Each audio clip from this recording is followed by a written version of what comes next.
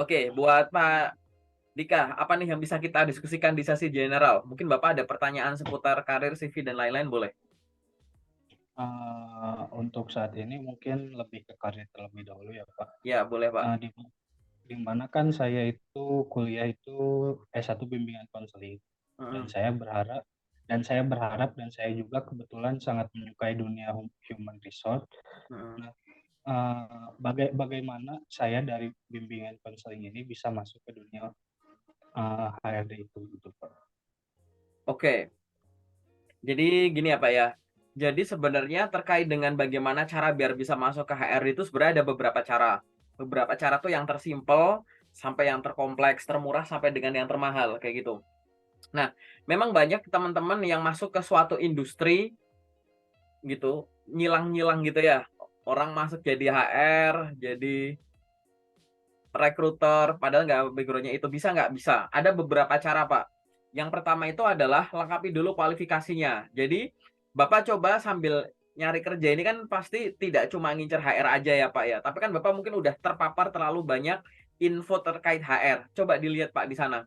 Dari kualifikasi yang dibutuhkan, mana Bapak yang sudah ada, mana yang belum punya. Padahal itu wajib ada. Kayak gitu. Karena nanti kalau Bapak ke sana itu nekat langsung ngelamar, ya pasti ditolak sejak awal gitu. Coba dicek dulu itu. Barangkali masih ada yang Bapak perlu ikuti pelatihan tertentu, sertifikasi tertentu, semacam itu. Jadi dicek dulu dari basic dulu Pak. Cek dari kualifikasi loker, HR, atau posisi apapun yang ingin Bapak incar. Karena kebetulan mungkin kita sama ya. Saya juga tipe orang yang bekerja di luar background jurusan saya.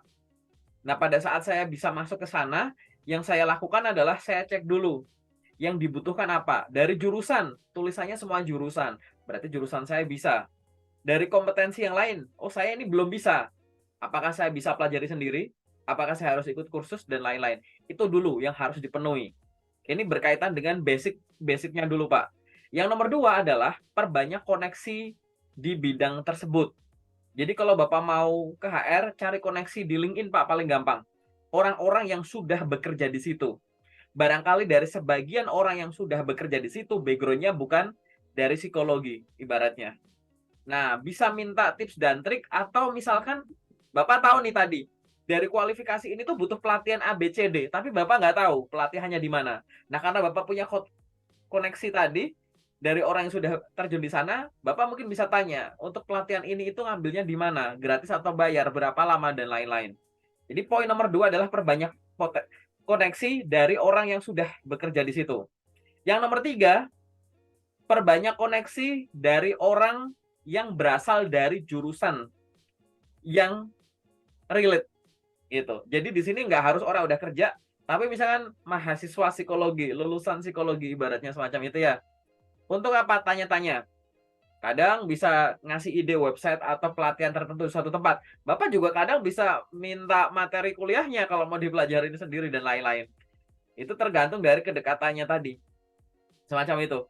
Itu beberapa ide. Ada lagi apa yang harus dilakukan? Yang harus dilakukan adalah cari program yang akan meluluskan itu. Jadi saya pernah menemukan ada beberapa perusahaan yang dia membuka lowongan kerja itu manajemen trainee. Nah, di manajemen trainee-nya itu dia manajemen trainingnya tuh kayak serentak gitu Pak. Kan ada MT yang sejak awal jelas ya, MT sales, MT operasional, MT apa. Ini enggak, ini MT aja. Nanti di tengah jalan, baru nanti akan dibagi-bagi peminatannya. Dan nanti di situ Bapak bisa ke MTHR misalkan semacam itu. Oke? Nah itu adalah beberapa hal yang menurut saya bisa dipraktekkan. Karena secara teori cuma 4 poin, tapi prakteknya ini kompleks gitu Pak. Nah, sambil Bapak melakukan tadi, saran saya akan sangat menyarankan bahwa coba Bapak bikin daftar profesi yang Bapak incar. Walaupun Bapak sekarang oke, saya selain kerja nyari kerja sebagai yang sesuai dengan background pendidikan saya pengen jadi HR. Oke, lalu apa lagi? Karena alternatif tuh begitu, Pak. Setiap hari itu selalu ada loker baru. Tapi kita nggak tahu loker yang kita pengen apakah muncul tiap hari. Ya. Sehingga kita harus ngecek loker tiap hari, mencari sesuai dengan yang kita pengen dan kita mampu. Nah, kalau Bapak yang dipengen itu cuma sedikit, nanti nggak bisa konsisten. Hari ini ngirimnya banyak, besok dikit, besok enggak. Tapi kalau misalkan Bapak udah punya daftar profesi yang diinginkan, A, B, C, D, E, F, G, H, I, J misalkan. Hari ini kebetulan loker-loker yang banyak muncul tuh A, B, C, D, E, F. Besok A, B, C, G, H, I, J. Nah, gitu-gitu. Besoknya E, F, G, H, I, J gitu. Tetap banyak jumlah loker yang dibuka untuk posisi itu. Walaupun tidak semua posisi yang diinginkan itu selalu muncul tiap hari. Tapi karena yang kita pengen ada banyak sehingga bisa banyak. Kenapa? Teman-teman di grup loker khususnya yang udah pernah saya tanya-tanya ya, yang udah pernah sesi begini sama saya, rata-rata per hari 20 sampai 30 lamaran. CV keluar tuh sebanyak itu. Nah, apakah Bapak sudah sebanyak itu? Saya nggak minta banyak-banyakan. Tapi memang memungkinkan untuk mengirimkan banyak. Kenapa? Sumber lokernya banyak. LinkedIn, Jobstreet, Glints, Indeed, website perusahaan, sosmed perusahaan, dan lain-lain. Kalau 6 ini, misalkan masing-masing 5, 5, 5, 5, 5 kali udah 30 gitu. Caranya semacam itu. Jadi jangan sampai keinginan Bapak untuk masuk ke HR menyingkirkan kemungkinan-kemungkinan lain gitu. Oke Pak, itu adalah 4 poin tadi yang ingin saya sampaikan. Oke Pak, secara umum begitu dulu. Mungkin ada tambahan boleh. Kalau ada yang Eh, kurang juga boleh. kalau kebetulan kan Pak saya juga udah punya LinkedIn ya. Nah, Mm, untuk mencari koneksi yang kan ada banyak di sana itu HR ataupun orang-orang yang terkoneksi namun tidak memberikan balasan. Nah, untuk mendapatkan perhatian orang-orang yang ingin kita tanyakan itu seperti apa sih Pak? Langkah-langkahnya itu seperti apa? Oke, jadi gini. Berarti kan di awal kan Bapak sudah ada ya incaran orang yang ingin Bapak koneksi kan sudah ada. Nah, Ya. gimana caranya biar kita berhasil memperoleh atensi orang yang ada di LinkedIn? Yang nomor satu, pastikan akun dia aktif dulu, Pak. Orang Indonesia yang ada di LinkedIn, kalau Bapak cari akunnya itu ada 21 jutaan. Dari 21 juta ini, katakanlah sebagian HR recruiter. Gitu kan. Mungkin Bapak ngincernya recruiter misalnya. Tapi Bapak harus pastikan bahwa orang tersebut memang masih aktif akun LinkedIn-nya. Karena orang yang udah nggak buka akun LinkedIn-nya masih terdaftar. Gitu. Jadi apa yang harus dilakukan? Nah, saran saya adalah bangun koneksi lewat tanda-tanda akun tersebut masih aktif. Gimana tanda-tandanya? Satu, biasanya akun tersebut masih aktif posting. Kayak gitu. Kalau misalkan ada akun baru posting seminggu yang lalu, sama ada akun terakhir posting setahun yang lalu, kan kita bisa narik kesimpulan bahwa ini yang setahun yang lalu belum tentu nih dia masih aktif gitu. Besar kemungkinan yang namanya seminggu atau beberapa hari yang lalu masih posting berarti harusnya masih aktif sampai sekarang kan gitu Pak. Gitu. Jadi ngincarnya itu dari postingan. Nanti Bapak cara belajarnya secara mandiri, buka channel YouTube saya, buka di playlist, ada playlist judulnya LinkedIn Plus gitu. Jadi cari playlist judulnya LinkedIn Plus, ikuti tutorial di 3 video pertama dari playlist itu. Saya tulis part 1, part 2, part 3. Jadi di situ adalah cara membangun koneksi plus nyari loker berdasarkan postingan. Karena kalau Bapak misalkan pakai LinkedIn, di atas kan ada network gitu ya Pak ya. Network, terus diklik, di scroll, itu kan rekomendasi akun. Berdasarkan background pendidikan, alumni kampus, alumni ini, ada suggestion. Nah, kalau dilihat dari situ, kita kan rada susah gitu bedain ini aktif mas atau enggak. Tapi bisa enggak? Ada triknya enggak? Saya ada satu trik Pak. Jadi kalau misalkan kita menggunakan menu job tadi, kelebihannya kan tinggal klik klik klik connect gitu ya Pak ya gitu. Nah, saran saya adalah kalau Bapak mau connect dengan cara tadi di menu job, oh ada dua berarti. Saya jadi ingat ada dua. Yang pertama, cari akun yang ada foto profil dan banner belakangnya. Oke. Banyak orang di scroll itu ada foto profil gak ada banner. Jadi biasa gini, orang yang lebih ngurus akun LinkedIn-nya lebih sering buka LinkedIn-nya. Biasanya begitu. Jadi pada saat kita ngeliat akun, suggestion muncul, di situ, oh ada banner, ada foto. Oke, connect aja dulu. Itu yang pertama. Oh malah ada 3, saya jadi kayak inget 3 sekarang. Nah ini lama-lama saya jadi inget banyak. Yang pertama adalah ada foto profil dan banner. Yang nomor 2 adalah yang masih ada lingkaran statusnya. Jadi ada lingkaran statusnya tuh entah yang hijau atau yang ungu. Kenapa kok semacam itu? Lingkaran hijau atau lingkaran ungu itu baru ada beberapa tahun terakhir. Jadi akun-akun yang terdahulu udah nggak aktif, biasanya nggak ada itu. Sehingga kalau orang itu udah pasang itu, biasanya berarti kan dia aktif ya beberapa tahun terakhir inilah gitu ya. Karena kita kan menilainya cuma dari ini, nggak dibukain satu-satu gitu. Saya nggak menjelaskan, kalau bukain satu-satu ya jelas lah gitu. Tapi nanti Anda dapat teguran. Kalau kita ngunjungin akun orang berkali-kali gitu, buka begitu, nanti Bapak bisa kena blokir. Blokir mingguan biasanya. Jadi Bapak lihat aja dulu, kayak tadi ya Pak ya, ada lingkaran hijau atau lingkaran ungunya. Karena itu tadi yang pertama gara-garanya dia baru muncul beberapa tahun terakhir, dan yang kedua, kalau Bapak connect ke sesama job seeker, kan berarti dia kan masih aktif nyari loker juga sama seperti Bapak. Gitu. Jadi connect aja lingkaran hijau backgroundnya psikologi misalkan. Buat tanya-tanya sama dia. Buat belajar ini gimana sih bro, gimana sih gitu. Gitu. Itu adalah yang nomor berapa tuh yang bisa dicek gitu. Nomor 2 ya gitu. Terus yang nomor 3 kok jadi lupa ya saya gitu. Jadi yang jadi yang nomor 1 dari sisi itu, dari sisi apa namanya backgroundnya itu gitu ya. Eh, ada banner, ada foto. Yang nomor 2 itu ada status lingkarannya yang ungu gitu. Yang nomor 3 tadi ada status lingkarannya hijau gitu. Gitu. Lebih ke situ sih, Pak, gitu. Jadi di situ adalah trik yang biasanya saya lakukan. Karena kelebihannya apa?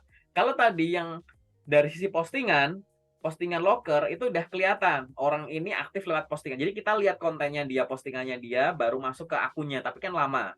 Tapi kalau yang ini sebaliknya, kelemahannya adalah kita nggak bisa lihat postingan dia apa, tapi kita hanya tinggal klik aja, kayak gitu. Oke, malah sekarang saya ingat yang ada 4 nih, ada satu lagi, yaitu saat muncul suggestion, kita akan muncul beberapa informasi di sana. Ada perusahaan, ada orang yang di-follow, ada orang yang di-connect. Oke, mana yang saya lakukan? Lakukan semua. Jadi ada perusahaan-perusahaan yang Bapak bisa follow, follow aja semua. Ada orang yang rekomendasi yang muncul, suggestion yang muncul bisa di-follow, follow semua. Apalagi tadi yang rekomendasi di-follow, foto profil sama bannernya ada lingkarannya. Nah, udah follow aja. Kan ibaratnya kalau follow itu kan kita nggak terlalu deket sama orangnya, mungkin nggak bisa DM dulu, tapi kan kita bisa mengikuti kontennya. Begitu kelihatan dia bikin postingan, DM, kayak gitu. Jadi yang pertama tadi adalah, pertama banget tadi ya, memastikan akun itu aktif. Ya, dengan cara 4 ini. Nah, ya kan? Dengan cara yang pertama tadi, cek dari postingan, yang kedua cek dari My Network. Dari My Network caranya ada 4. Cek yang ada foto profil dan banner, cek yang ada lingkaran hijau, yang ada lingkaran ungu, dan follow dan connect. Nah, ini namanya 2.1, 2.2, 3, 2.4. Dah, itu semua udah. Sekarang cara yang nomor 3 adalah setiap ada postingan yang dilakukan oleh HR atau recruiter, baik yang berkaitan dengan info loker atau bukan info loker, udah di like dan di komen aja, Pak. Oke. Kalau bisa rutin. Tahu nggak, Pak, apa akibatnya? Kalau ada orang yang sering bikin postingan, kadang posting loker, mungkin nggak sesuai dengan yang Anda cari, tetap aja komen. Like, misalkan like, komen. Terima kasih Pak untuk informasi lowongan pekerjaannya. Udah gitu aja, terus gitu. Nanti besok ada postingan lagi di komen. Suka nggak suka, beliau akan hafal nama Anda. Gitu. Nah, biasanya orang yang sering aktif di akun LinkedIn-nya orang untuk like, komen, sampai dia hafal, kalau orang tersebut nge-DM orangnya, biasa dibalas. Saya udah meraktekin itu sendiri. Gitu. Tapi kalau Anda cuma connect doang, habis koneksinya diterima Anda nggak mau komen duluan, nggak mau nge-DM duluan, terus tiba-tiba Anda DM gitu, ya udah sambil lalu aja, udah diabaikan nanti. Kayak gitu Pak caranya.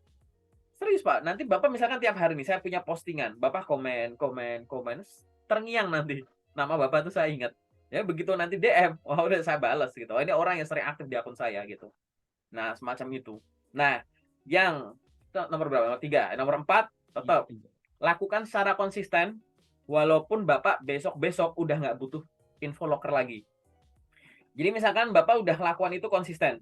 terus keterima kerja kan, gitu. Tapi kan ada kemungkinan nih, suatu saat barangkali Bapak kepikiran untuk pindah kerja, gitu ya. Nah, jangan memperlakukan LinkedIn sebagai job portal. Kalau job portal lagi nyari loker, dibuka tiap hari, apply. Udah dapat job, ditinggalin. Ya, mungkin bisa. Tapi kalau LinkedIn itu sosmed, bukan job portal. Jadi walaupun Anda udah dapat job, tetap harus dibuka. Lakuin apapun, connect terus gitu. Koneksi bisa sampai 30.000. Sekarang cek koneksi Anda berapa. Follow nggak terbatas gitu. Postingan juga bisa gitu. Mungkin waktu jadi job seeker Anda banyak sharing terkait dengan kemampuan Anda. Anda banyak berinteraksi dengan orang-orang yang memberikan loker. Barangkali nanti kalau Anda keterima kerja, Anda yang ngasih nasihat-nasihat ke teman-teman yang masih nyari kerja. Anda berbagi tips dan trik yang Anda lakukan. Anda bahkan bisa berbagi info loker. Di kantor Anda ada HR, sini aku bantu sharing loker sini, mana posternya. Anda posting di akun Anda. Anda bukan HR, nggak apa-apa. Gitu. Karena memang interaksinya semacam itu. Nah, itu yang harus konsisten. Nah, itu adalah 4 kegiatan yang bisa dilakukan untuk meningkatkan awareness dari HR. Dan itu saya lakukan semua. Oke. Nanti ini ditonton ulang ya. Tadi tiba-tiba idenya muncul jadi keinget. Karena biasanya kalau nggak, jarang Pak saya ditanya soal ini. Jadi kalau nggak ada yang nanya, kadang urutannya suka lupa gitu. Semoga tetap ingat ya Pak ya. Gitu. Oke. Mungkin ada tanggapan atau pertanyaan lagi boleh. Eh, kalau di LinkedIn itu Pak ada upaya yang saya lakukan kayak misalkan Hmm. ya tadi salah satunya adalah like comment.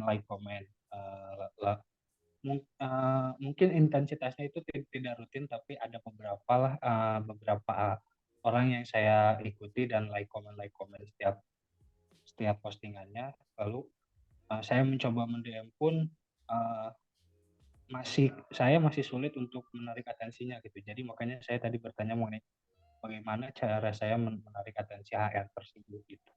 Iya. Jawaban saya tidak akan berubah karena yang saya lakukan itu membuahkan hasil. Ya itu konsisten, Pak.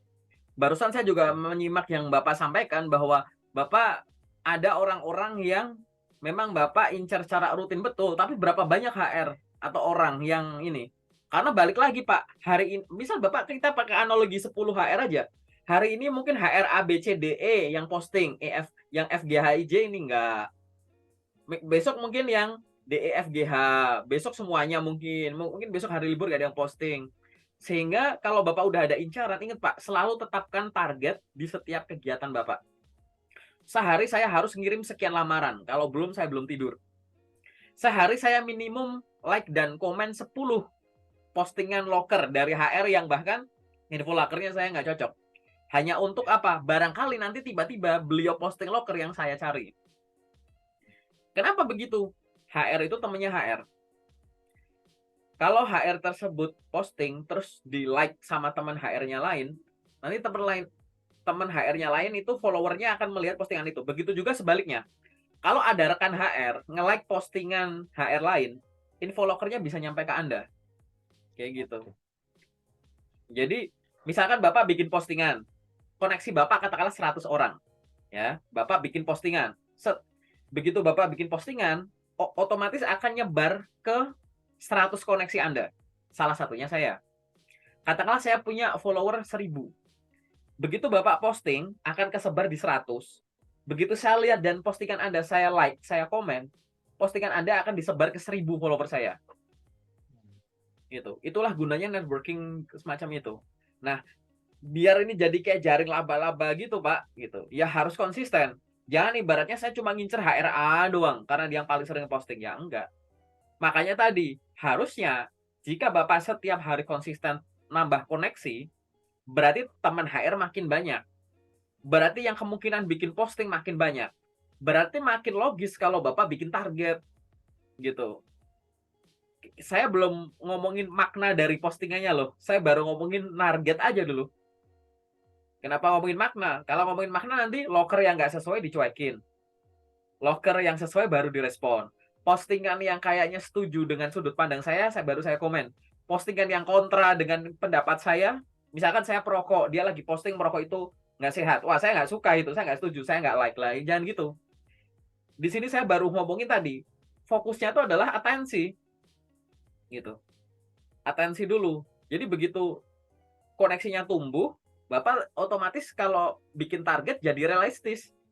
Saya sehari harus like dan komen 10 postingan lokernya HR dan 10 postingan apa misalkan non loker dari influencer siapapun misalkan. Boleh dari HR gitu. Make sense nggak bisa 20 itu? Ya bisa. Apakah spam? Bukan.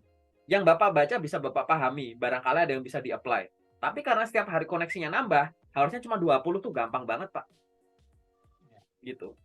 Karena kita kan bisa nge-like dan komen postingan yang bahkan belum jadi koneksi kita kan ya. Gitu. Itu loh. Segampang itu kan. Gitu. Nah, itu yang harusnya dilakukan, Pak. Itu yakin itu atensi itu pasti bisa. Gitu. Nanti orang akan hafal Anda itu orang yang aktif di LinkedIn. Jangan sampai kita jadi job seeker, aktifnya malah di platform lain. LinkedIn itu jangankan loker, Pak. HRD aja ngumpul di LinkedIn, user aja ngumpul di LinkedIn. Ya, sejauh ini nggak ada alay-alay gitu. Jadi lebih gampang gitu, lebih fokus gitu kan. Gitu. Apalagi tadi saya bilang, akun yang dari Indonesia ya, cuma 21 juta. Saya sekarang pakai logika bodoh aja, logika simple. Warga masyarakat Indonesia itu ada 277 juta orang. Dari 277 juta orang, cuma 21 juta yang ada di LinkedIn. Dari 71 juta yang di LinkedIn, sebagian itu bukan job seeker. Sebagian, katakanlah dibagi dua aja ya. Gitu. 10,5 juta job seeker, 10,5 juta bukan. Dari 10,5 juta yang job seeker, setengahnya aktif di LinkedIn, setengahnya enggak. Bisa dibayangin. Gitu. Dari setengahnya berarti 5 jutaan, 5 juta dari 5 juta tadi yang aktif di LinkedIn, sebagian aktif tiap hari, sebagian ya terserah dia mau kapan. Tambah dikit lagi. Coba kalau Bapak bisa bangun konsistensi, artinya gitu. Dari 277 juta itu, cuma berapa juta orang yang lakuin itu atau berapa ribu orang yang lakuin itu. Kalau Anda bisa konsisten, Anda nonjol. Jadi anomali. Yang lain nggak ngelakuin itu, Anda ngelakuin itu. Tapi kalau saya belum ngelakuin, ya mungkin belum ditarget. Mungkin belum benar. Ya wajar, mungkin akunnya masih kecil, koneksinya masih kurang oke, dan lain-lain. Tapi nanti kalau konsisten, yakin. Saya ngomong gini, itu cara saya bangun akun saya. Saya tahu LinkedIn tahun 2010, waktu jadi maba. Kayak gitu. Dan itu saya lakukan. Dulu di LinkedIn nggak ada postingan loker gitu tuh, saya nggak nemukan. Nggak ada postingan pakai bahasa Indonesia. Saya pikir dulu LinkedIn itu platform belajar bahasa Inggris. Karena semua orang yang posting tuh selalu pakai bahasa Inggris. Orang Indonesia itu level manager ke atas. Jadi waktu itu saya kayak orang nyasar. Tapi begitu makin ke sini, mulai ada loker. Biasanya orang Indonesia kan selalu ada di sosmed manapun ya, gitu. Terus ada orang Indonesia, terus mulai ada lingkaran hijau, lingkaran ungu, open to work gitu-gitu. Itu. Jadi perkembangannya semacam itu. Nah, ini coba dilakukan dulu, Pak, di celah-celah yang belum Bapak lakukan secara detail. Oke? Mungkin ada lagi, Pak, pertanyaan yang sifatnya general mungkin. Sambil dibayangkan boleh. Lalu untuk pemilihan loker tersebut kan kadang-kadang Pak masih banyak loker palsu atau kalau tidak ada kayak yang apa itu namanya Oke. pialang berjangka kayak gitu untuk milih hal-hal yang kayak gitu atau loker-loker kayak gitu itu seperti apa Pak? Gini, Pak, kita bagi dulu dua topik ini ya, Pak ya. Loker palsu sama pialang itu dua hal yang beda. Pialang selama dia terdaftar gitu, diawasi, misalkan sama Bapepti gitu ya, yaitu legal, nggak masalah. Tapi kalau misalkan Bapak ngelihat itu sebagai itu bukan termasuk loker yang saya pengen. Saya nggak pengen loker pialang, saya nggak pengen loker tambang, saya nggak pengen loker pendidikan. Yaitu pilihan Bapak, paham ya Pak ya, gitu. Jadi ini dua hal yang berbeda. Biar teman-teman nggak salah tangkap. Banyak yang nganggap pialang itu loker palsu gitu, salah ya, gitu. Pelajari dulu metode bisnisnya. Oke, dia tuh cuma kayak salah satu sektornya aja gitu, dunia yang begitu gitu. Ya, ini saya singkirin dulu. Gimana cara biar Bapak tahu itu loker pialang atau enggak? Ya cari di Google kan ya sebenarnya kayak gitu. Saya lebih akan concern ke loker palsunya ini, Pak. Gitu. Pada saat Anda melihat suatu loker, jangan buru-buru ngelamar. Urutan yang pertama kalau lihat loker adalah cek dulu asli atau palsu. Ngeceknya gimana? Cek di banyak sumber. Cari di Google. untuk menemukan official sosmednya, official websitenya, Google Maps-nya, ulasan-ulasan sama orang-orangnya. Harusnya menemukan info perusahaan harus semudah menemukan info lokernya. Jangan sampai lokernya ada di mana-mana tapi nyari website perusahaannya setengah mati. Nah, ini yang posting siapa kan gitu. Jangan sampai ini loker ada di mana-mana ditemukan gampang, cari di Maps aja perusahaannya susah. Lah, ini siapa yang posting dan lain-lain. Kurang lebih begitu. Jadi Anda harus menemukan itu, oke? Pastikan lokernya itu asli, cari di Google dulu. Setelah itu untuk menemukan semua tadi. Selanjutnya apa yang harus dilakukan? Anda mungkin bisa cek di LinkedIn-nya tersebut gitu kalau ada loker. Ya kan? Cari official perusahaannya, cari orang yang pernah atau sedang kerja di sana, tinggal masukin nama perusahaannya aja. Gitu. Kalau Anda masih kurang yakin, tanya. Anda punya komunitas, Anda ada grup loker, mungkin ada di grup loker lain. Teman-teman, ini asli nggak ya? Ini buktinya kayak begini. Kasih lampiran. Biar orang yang ingin membantu Anda tuh mudah gitu. Jadi pastikan dulu loker ini asli atau palsu. Setelah itu nomor 2, Anda tinggal cek lokernya masih berlaku nggak.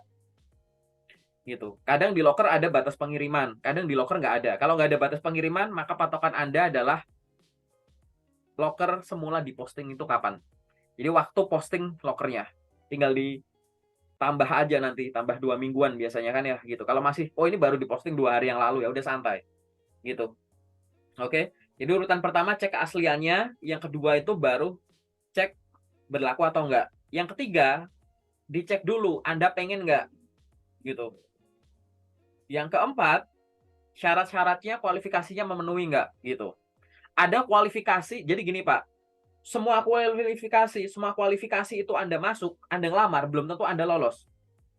Karena banyak loker yang kualifikasinya itu ada yang nggak ditulis gitu Pak. Gitu. Sehingga kalau kualifikasi Anda sesuai ya jelas lamar. Tapi untuk case-case tertentu ada kualifikasi yang ya hampir-hampir memenuhi lah ya. Nggak cocok 100% gitu, kayak 70-80%. Saran saya dicoba aja Pak. Gitu. Pengalaman minimum 1 tahun di bidang ini. Anda mungkin di situ baru 9 bulan, coba aja. Nggak apa-apa. Gitu. Nyoba itu bebas. Gitu. Nah setelah dikirim, Anda rekap. Saya sering sharing di grup, saya nggak tahu ya Anda dapat info itu nggak sebelum Anda join di grup, bahwa biasakan setiap kita selesai ngirim lamaran, Anda punya Google Sheet atau Excel untuk rekap. Oke, direkap, setelah direkap, nanti gunanya buat apa? Evaluasi diri. Ini loh, selama sebulan atau seminggu saya udah bisa ngirim berapa banyak. Dari sekian banyak, berapa yang sesuai jurusan saya, berapa yang enggak. Berapa banyak panggilan. Gitu. Oh, saya ngirim lewat email ini. Panggilannya kebanyakan dari sini. Kenapa yang 2 ini nggak manggil? Gitu. Yang saya cek di sininya gitu. Jangan sampai panggilan nggak banyak, kita dikit-dikit nyalain CV aja. Barangkali bukan bikin CV-nya yang salah, cara pakainya aja kali yang salah. Cara pakai CV-nya. Bukan CV Anda yang salah, tapi Anda aja yang nggak bisa main LinkedIn, misalkan begitu. Anda aja yang belum optimal pada saat pakai Gmail, misalkan. Kayak gitu. Oke? Gitu. Nah, nanti kalau udah direkap ini juga termasuk untuk antisipasi panggilan kerja palsu. Banyak panggilan kerja palsu, tiba-tiba ngundang. Kalau Anda cuma mengingat, mengandalkan ingatan, kalau lokernya udah banyak, apalagi itu loker-loker yang Anda lamar sebulan yang lalu ke belakang gitu, susah. Tapi kalau udah ada rekapan enak, cari rekapan nggak ada, ya udah abaikan gitu. Nah, itu adalah cara untuk memilah antisipasi soal loker palsu dan panggilan kerja palsu gitu. Sampai di sini jelas? Ada pertanyaan lagi yang sifatnya general kah? Mungkin itu aja sih Pak. Itu dulu ya. Oke, nanti kalau ada pertanyaan tinggal ditanyakan secara langsung aja Pak lewat WA ya. Sekarang saya masuk ke sesi detailnya.